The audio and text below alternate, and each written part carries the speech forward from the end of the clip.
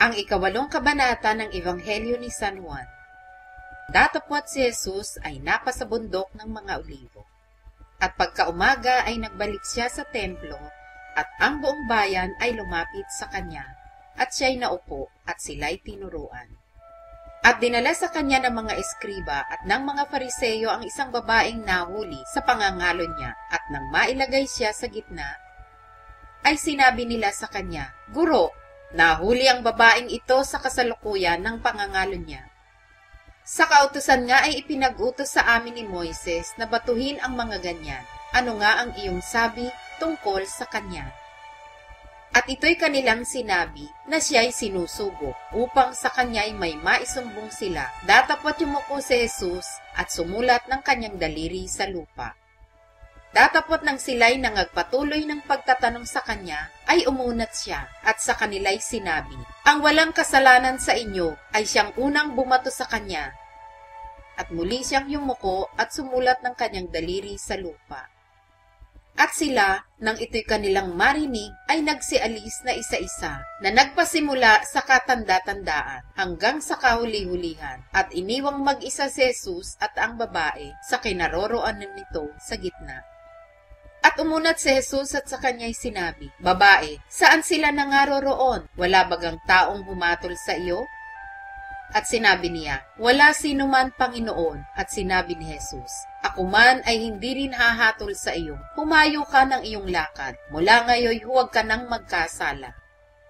Muli ngang nagsalita sa kanila si Jesus na sinasabi, "Ako ang ilaw ng sanlibutan. Ang sumusunod sa akin ay hindi lalakad sa kadiliman, kundi magkakaroon ng ilaw ng kabuhayan." Sinabi nga sa kanya ng mga Fariseyo, "Nagpapatotoo ka sa iyong sarili, hindi totoo ang patotoo mo." Sumagot si Jesus at sa kanila'y sinabi, "Bagamat ako'y nagpapatotoo sa akin din, ay totoo ang aking patotoo, sapagkat nalalaman ko kung saan ako nanggaling at kung saan ako paroroon. Datapwat hindi nyo nalalaman kung saan ako nanggaling o kung saan ako paroroon. Nagsisihatol kayo ayon sa laman, ako'y hindi humahatol sa kanino mang tao. Oo, at kung ako'y humahatol, ang hatol ko'y totoo, sapagkat hindi ako nag-iisa, kundi ako at ang Ama na nagsugo sa akin. Oo, at sa inyong kautusan ay nasusulat, na ang patotoo ng dalawang tao ay totoo. Ako ang nagpapatotoo sa akin din, at ang Amang nagsugo sa akin ay nagpapatotoo sa akin. Sa kanya nga'y kanilang sinabi, "Saan naroroon ang iyong ama?" Sumagot si Jesus, "Hindi nyo nakikilala ako, ni ang aking ama. Kung ako'y inyong makilala, ay makikilala rin ninyo ang aking ama." Sinalita niya ang mga salitang ito sa dakong kabangyaman, nang nagtuturo siya sa templo, at walang taong humuli sa kanya, sapagkat hindi pa dumarating ang kanyang oras. Muli ngang sinabi niya sa kanila, "Yayaon ako, at ako'y inyong hahanapin, at mga mamatay kayo sa inyong kasalanan. Sa aking paroroonan ay hindi kayo mga kaparoroon." Sinabi nga ng mga Hudyo, "Siya kaya'y magpapakamatay, sapagkat kanyang sinabi, sa aking paroroonan ay hindi kayo mga kaparoroon." At sa kanila'y kanyang sinabi, "Kayo'y mga taga-ibaba, ako'y taga-itaas. Kayo'y mga taga-sanglibutang ito, ako'y hindi taga-sanlibutang ito. Sinabi ko nga sa inyo na kayo'y mga mamatay sa inyong mga kasalanan, sapagkat malibang kayo'y magsisampalataya na ako nga ang Kristo, ay mga mamatay kayo sa inyong mga kasalanan." Sa kanya nga'y kanilang sinabi, "Sino ka baga?" Sinabi sa kanila ni Jesus, "Siya rin na sinalita ko sa inyo mula pa ng una. Mayroon akong maraming bagay na sasalitain at hahatulan tungkol sa inyo. Gayunpaman, ang nagsugo sa akin ay totoo, at ang mga bagay na sa kanya'y aking narinig, ang mga ito ang sinasalita ko sa sanlibutan." Hindi nila napag-unawa na tungkol sa Ama ang kanyang sinasalita sa kanila. Sinabi nga ni Jesus, "Kung maitaas na ninyo ang anak ng tao, saka ninyo makikilala na ako nga ang Kristo, at wala akong ginagawa sa aking sarili, kundi sinalita ko ang mga bagay na ito ayon sa itinuro sa akin ng Ama.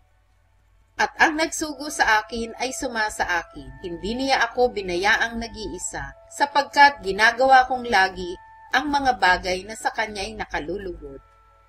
Samantalang sinasalita niya ang mga bagay na ito, ay maraming nagsisampalataya sa kanya. Sinabi nga ni Jesus sa mga Hudyong yaon na nagsisisampalataya sa kanya, "Kung kayo'y magsisipanatili sa aking salita, kung magkagayoy, tunay nga kayong mga alagad ko. At inyong makikilala ang katotohanan, at ang katotohanay magpapalaya sa inyo." Sa kanya'y kanilang isinagot, "Kami binhi ni Abraham, at kailanmay hindi pa naging alipin ni numang tao. Paanong sinasabi mo, kayo'y magiging laya?" Sinagot sila ni Jesus, "Katotohanan, katotohanang sinasabi ko sa inyo, ang bawat nagkakasala ay alipin ng kasalanan. At ang alipin ay hindi nananahan sa bahay magpakailanman. Ang anak ang nananahan magpakailanman. Kung palayain nga kayo ng anak, kayo'y magiging tunay na laya.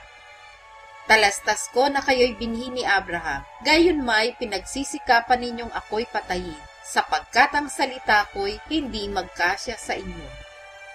Sinasalita ko ang mga bagay na aking nakita sa aking ama, at ginagawa rin ninyo ang mga bagay na inyong narinig sa inyong ama."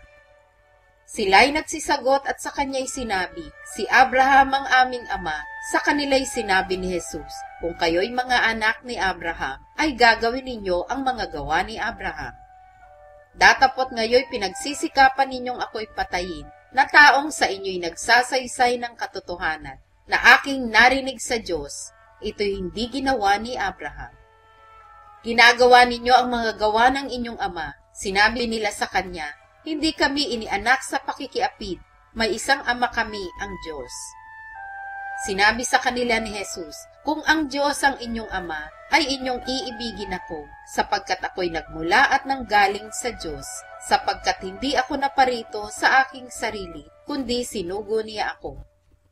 Bakit hindi ninyo napag-uunawa ang aking pananalita? Sapagkat hindi ninyo mangyayaring dinggin ang aking salita. Kayo'y sa inyong amang dyablo, at ang mga nasa ng inyong ama ang ibig ninyong gawin. Siya'y isang mamamatay tao buhat pa ng una, at hindi nananatili sa katotohanan, sapagkat walang katotohanan sa kanya. Pagka nagsasalita siya ng kasinungalingan, ay nagsasalita siya ng saganang kanya, sapagkat siya'y isang sinungaling at ama nito. Ngunit dahil sa sinasabi ko ang katotohanan, ay hindi ninyo ako sinasampalatayanan. Sino sa inyo ang makasusumbat sa akin tungkol sa kasalanan? Kung sinasabi ko ang katotohanan, bakit hindi ninyo ako sinasampalatayanan? Ang sa Diyos ay nakikinig ng mga salita ng Diyos. Dahil dito'y hindi nyo dinirinig, sapagkat kayo'y hindi sa Diyos."